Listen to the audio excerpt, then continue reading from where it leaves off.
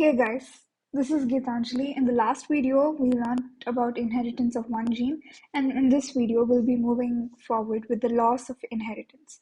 So, the laws of inheritance were proposed by the father of genetics, Gregor Mendel, and there were three laws. So, the first law was the law of dominance. So, this law has mainly three postulates. Okay, first thing is that all the characters that we have that an organism possesses are determined by discrete units called factors. Okay, these factors are nothing but alleles. Okay, so these discrete factors control our characters. Okay, and these factors always occur in pair. Okay, as we discussed in the last class, there are usually two alleles. Yes, there are exceptions where you find multiple alleles, but there are usually two alleles. They occur in pair.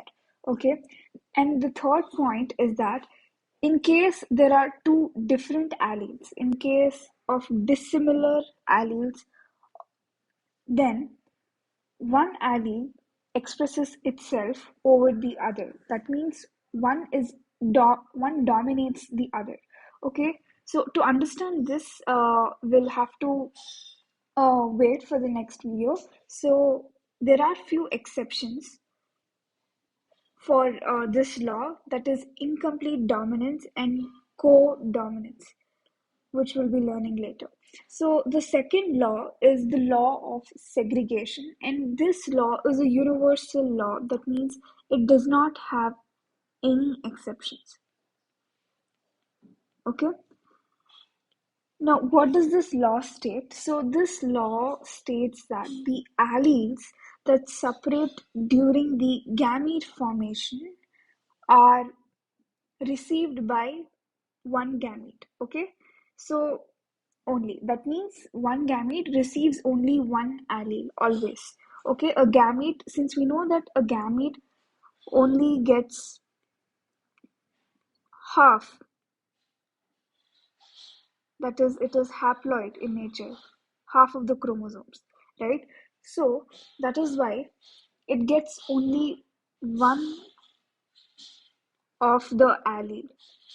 Okay, so